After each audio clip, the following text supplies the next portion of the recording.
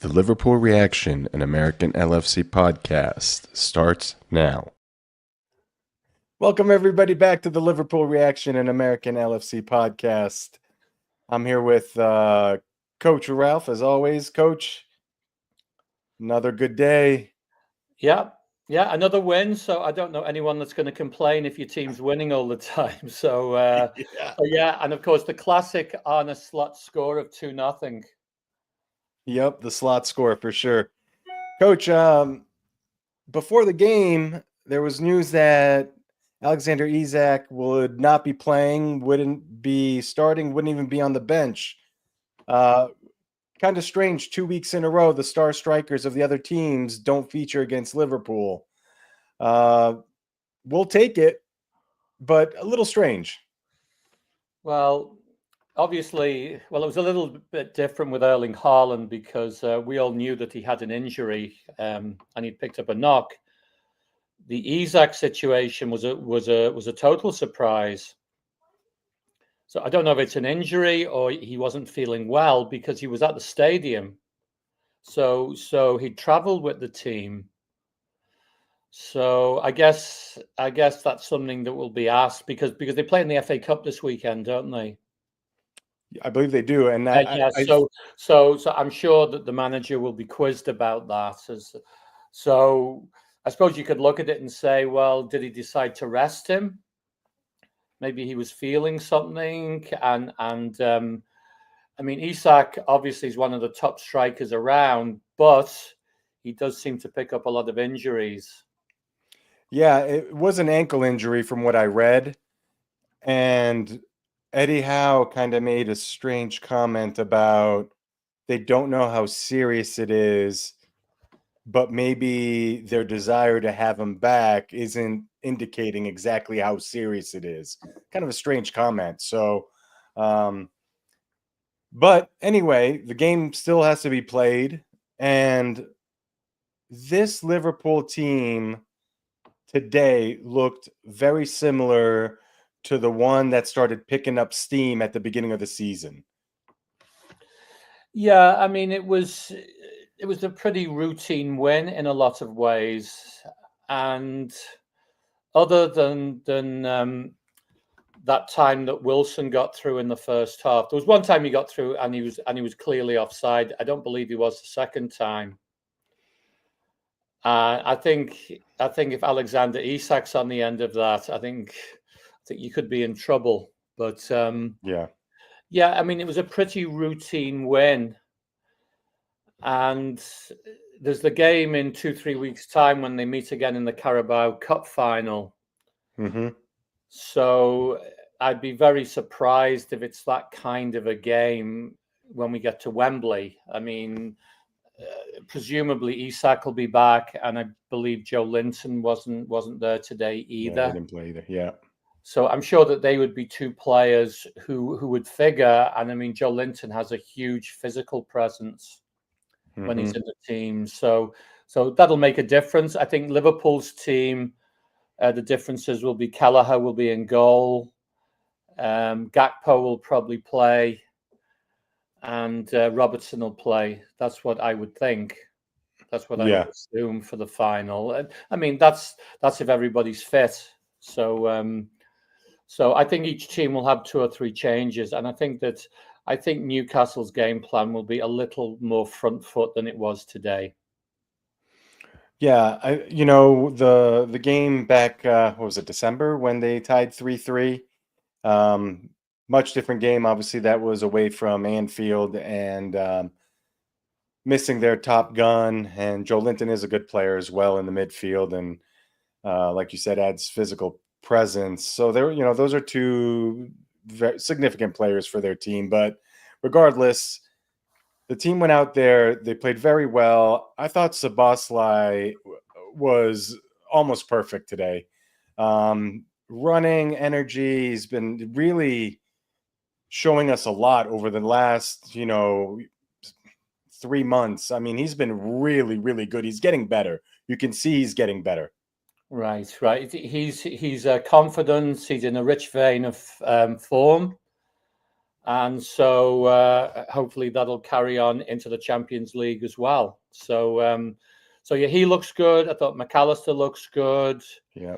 Gravenberg has been a little quieter of late, but he still played with authority, I thought, today. It's a very good midfield three, and arguably the best midfield three that Liverpool have had since the Rafa Benitez era, when they had Alonso, Mascherano, and Gerrard. Yeah. So it's it's a strong unit for sure. Very strong unit. Coach, Luis Diaz also had a great game. I mean, especially in the first half. I mean, he was terrorizing that left side. Well, that run that he had, where he kind of picked up the ball on the halfway line and he's kind of wrestling players off him, and yeah. I mean, he's very strong, clearly, and he's very determined. So yeah. I mean, Liverpool. We've just mentioned how strong they are in the middle, but up front they definitely have good options to select from as well. So Jota started today. They didn't do Gakpo and Diaz in the middle, although that formation did kind of form. I think in the 75th minute or something like that, before Luis Diaz was pulled off for Nunez. Gakpo picked up that knock, so it seems like Slot is just kind of easing him back in. He had that overhead kick that he almost scored. Mm-hmm. Coach, it's nice to see everybody kind of, healthy long term, but also in the short term, nothing's really impacting us too bad when it comes to even short term 2-3 week injuries or knocks. Right. So out of the first team squad, I believe there are 3 players are out, none of whom would be starters. I think Bradley would be seeing time for Trent. I think definitely. I don't know how long he's due to be out for from now, and then Gomez. I think I read something that he could be out for the season. I don't know if that's true, but it's some kind of hamstring issue. And then the only other one is one of the young players, Tyler Morton, who's, I think, only played like 2 or 3 games this year. So so he's obviously not a key player for the team. But I think it's going to be interesting going into the next run of games, because you've got the PSG games, and I think that the focus is going to be very, very strongly on those games. Mm-hmm. And in between, you've got Southampton, which I suppose if ever there was a banana skin, that would be the big one, given that they're the worst team in the league. Yeah. And I would anticipate that day that Slot will field a team probably similar to the one that played Plymouth. You think? Oh yeah, I do. Okay. I think he will. I mean, because look, they're 13 points ahead. I mean, even if they were to lose to Southampton, and Arsenal was to win, actually, Arsenal has a couple of games coming up, which will kind of bring them level on games. But the Manchester United and Chelsea. I mean, Manchester United struggles, but they seem to raise their game against the better teams. And in fact, they knocked Arsenal out of the cup. Mm-hmm. And then Chelsea, Chelsea have the ability that on the day to cause problems. So, I mean, even if Liverpool was to lose to Southampton like they did to Plymouth, it's not going to be the end of the world. Far from it. Yeah. Game week 29 is when Liverpool doesn't play. That was the double game week last week, the Aston Villa game. That game got pushed up. Mm-hmm. So, but they will be playing Newcastle, I think, at that in that game week, which would be March 16th. Mm-hmm. And Coach, as far as PSG, what kind of threat do they pose? Have you watched them a lot? I haven't seen them too much, but I know they made mincemeat out of their last their Champions League qualifier into the knockouts. I think the final was 10-0 aggregate. Mm-hmm. Was that Yeah, Brest? yeah, It might have been Brest. yeah. It was Brest, but Yeah. yeah, I can't say that I've seen them play, but my understanding is they're much more of a team this year. Mbappe's moved on.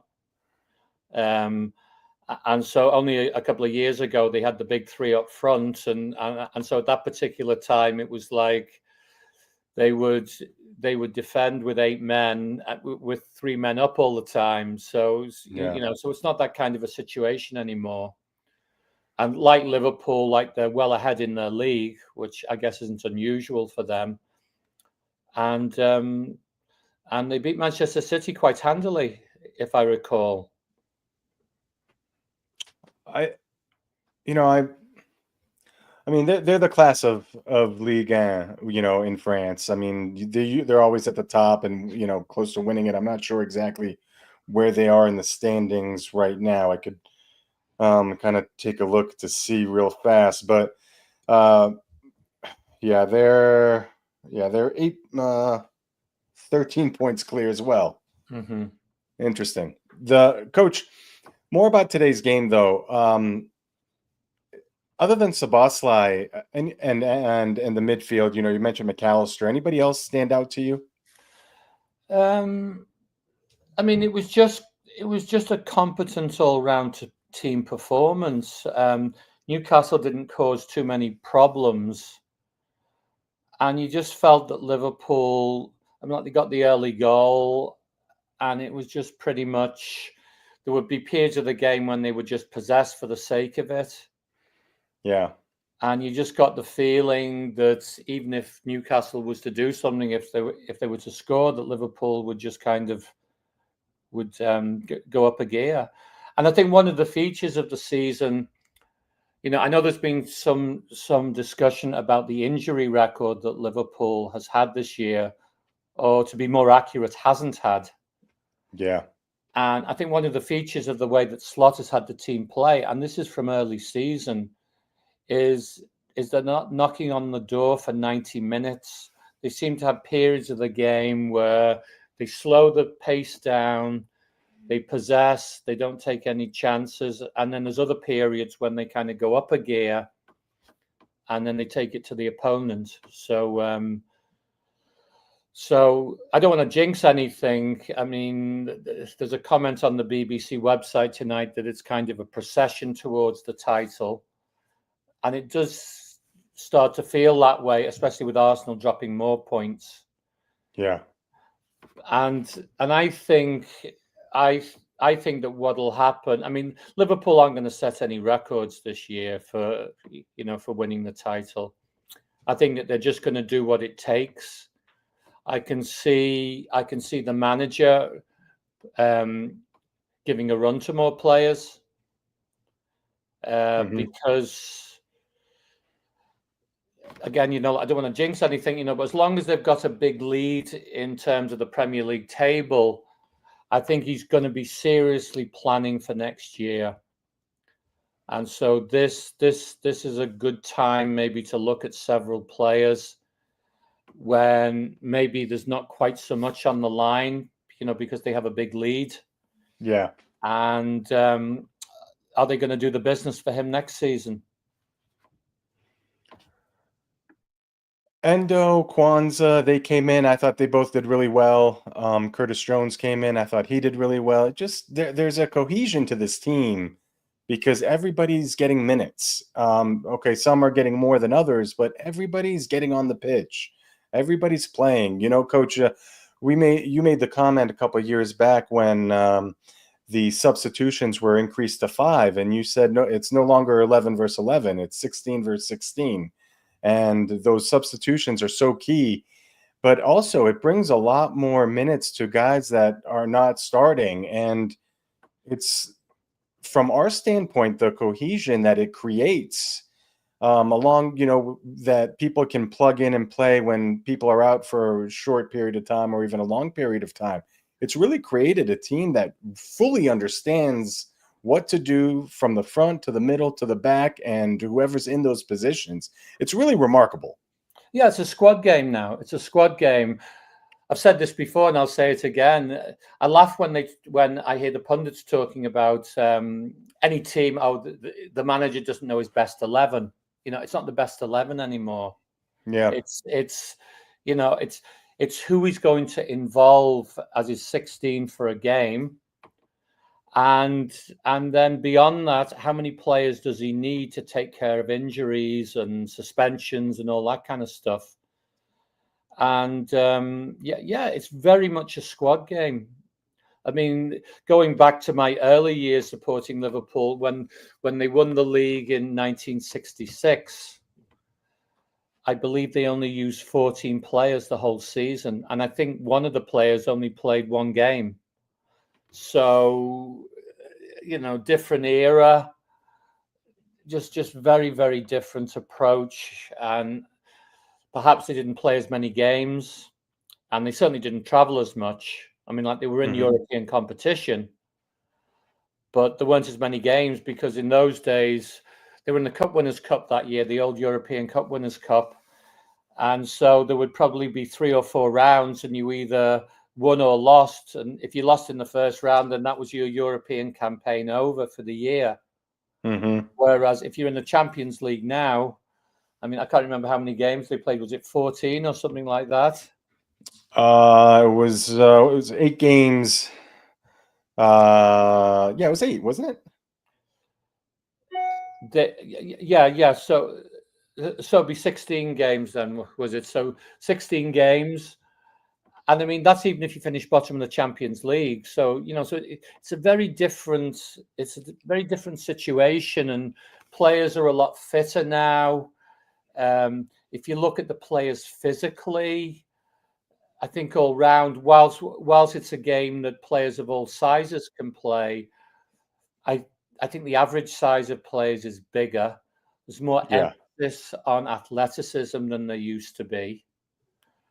And it's just a very, very different game from the 1960s when I first started to follow Liverpool.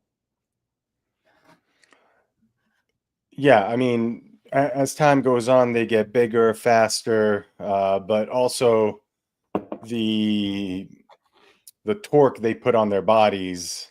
That's why so many knee injuries. I don't remember so many knee injuries, even 15, 20 years ago. It would, and what I remember from back then would be like late tackles would cause, like horrific type of injuries. Harvey Elliott had one relatively recently from, I believe Shawcross was the culprit to that one for Stoke. And then, I remember Eduardo's injury when he played for Arsenal. I mean, when the ankle goes sideways and, you don't want to look at it again. But it seems like more muscle injuries and more hamstring injuries than there used to be, definitely. Yeah. Definitely more hamstrings. And I think muscle injuries, as you say, and it's just because of, like they play so many games. Coach, now we have a week off until PSG. I mean, this is a luxury. They must be feeling like it's a mini vacation. Yeah, I think he is giving them a couple of days off, but there can't be too many. Is the PSG game, is it a Wednesday game? Yeah, it's next Wednesday. Then we play Saturday against Stoke, and then Tuesday. No, Southampton. I think you're getting. Sorry, yeah. Pardon me, Southampton. Yeah. So I think he's giving them a couple of days off, and then they'll start building towards going to France. Yeah. And playing. I don't know if PSG is playing this weekend. But yeah, I mean, if they'd have beaten Plymouth, like they'd have had an FA Cup game this weekend. So I guess that's something that in a funny way, whilst they didn't want to lose to Plymouth and we didn't want them to lose to Plymouth, I guess it doesn't hurt in a sense because they get some extra time to prepare for the next round of the Champions League. And I mean, we got one of the tougher draws. I mean, because I think Villa has Bruges, and Arsenal has Feyenoord.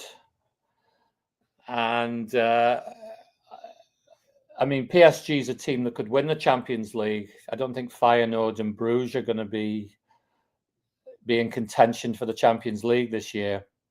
Yeah, our bracket's tough. I mean, we hold on, where do we go here? It's Arsenal. Yeah, so the winner of PSV Arsenal will play the winner of Real Madrid and Atletico Madrid. I mean, both those teams could easily win it. And then we play PSG, and we'll play the winner of Club Brugge and Aston Villa. I mean, it's a tough draw. It really is. Yeah. I mean, it's a tougher half of the draw, but I think the thing that kind of goes in Liverpool's favour if they get past PSG is they're in a strong position in the Premier League. And if they were to win the Carabao Cup as well, then I think that's a nice bonus. Yeah. Well, another slot score line, another 3 points. I knew Arsenal would struggle against Nottingham Forest. It just without a striker.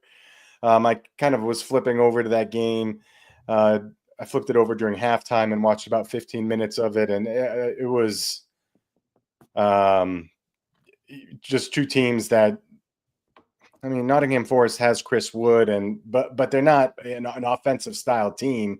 They're a defensive style team, and Arsenal without a striker. I mean, it was pretty easy to kind of assume that there wouldn't be much of a score line. You did mention that maybe Arsenal would nick it at, the famous Arsenal line. Arsenal wins 1-0, but the 0-0 score line I think was very fair from what I saw. And Coach, it literally just a couple weeks ago, it was, or just a couple games ago, it could have been down to 5 points, and then Arsenal loses to West Ham. Liverpool beats Man City. Arsenal draws against Nottingham Forest. Liverpool beat Newcastle, and now we're at 13. I mean, quick swing. Yeah, I mean, Liverpool's been the most consistent team this year, and it sounds easy to say and simple and straightforward, but that's what it means, and that's why they're in the situation that they're in right now. Is they've been consistent, and so if they didn't win a game, they usually draw. They've only lost once the whole season, so yeah. So I mean, like they're picking up points, even if they're not winning. When we look ahead with Salah, Van Dijk, and Trent, surely something has to have been done already, and they're keeping it from us, right? Well, I think there's a good chance of that. I think there's a good chance, but yeah, I really don't know what to say about it because it's people have been talking about it from pretty early in the season. So, I mean, I think life goes on, and I think if Liverpool wrap up the title and whatever happens in all the other tournaments happens, I think the conversation then for next season is a very different one. Yeah. I mean, because I've heard some suggestions. Oh, if Liverpool wins the league this year, this could be the start of a new dynasty, and I don't really see it like that personally, because there's so many things that need to be ironed out through the off season. So, I mean, just say if all three were to leave, I mean, even if Liverpool brings in 3 quality players, I mean, it's not going to be straightforward just to bed them in and then everything's the same as this year. Yeah. And I mean, we don't know everything, but I would imagine players like Chiesa and Nunes will probably move on. So you see, all of a sudden you're talking about quite a lot of changes to the squad. Yeah. And I think that for right now, we just concentrate on what's happening, and we enjoy what's happening. As I mentioned in the previous pod, I find it very irritating that some Liverpool fans seem to be more focused on who Liverpool haven't signed and all this kind of stuff. If you're going to get upset about it, save it for the summer. Right now, we're in the hunt for 3 trophies, and I think any other club in the Premier League would give their left and right arm to be in that situation. So enjoy it for what it is. It's not like this every year, and it won't be anyway. It's just a circle of life in football. Yeah, coach, if Arsenal wins every game, I think their total is 87 if they win every game. That's so in theory, 88 points wins the league, and we only have to win 8 out of the next 10 to get to 88 points. Right, and that's assuming that Arsenal will be Arsenal wins every game. Which is yeah. I mean, I suppose it's possible, but I'd be highly surprised. Yeah, me too. Well, everybody, another 2-0 win, another quality 3 points, 13 points ahead. Coach and I will be back at some point early next week. We do want to dive into the PSG game with a little bit more knowledge. We'll research them a little bit more. Coach, by the way, PSG do play this weekend. Oh, they do? Okay. Yeah, they play on Saturday. So we'll dive a little bit deeper into that Champions League matchup. And as Coach mentioned last week, don't forget that this one is in Paris, but the return leg is at Anfield. And it is a massive advantage for being in the first 2 spots. And although we do have a tough draw, of teams, Liverpool has shown time and time again this season that they're up for the challenge. And, we'll at the very least, we'll know they'll work their tails off to try to bring home more titles. So on that note, Coach, thank you as always for your insight on everything. And everybody listening, thank you for listening on the podcast, and those watching on YouTube, we appreciate it. And please, please, please subscribe. And we are going to continue to do these and churn out content about Liverpool. Coach and I have been doing this now almost a year, Coach. Mm-hmm. And we enjoy talking about it. So it's a labor of love for us, and we'll continue to do it. And we hope you enjoy it. So everybody take care, and we'll see you next time. Bye now.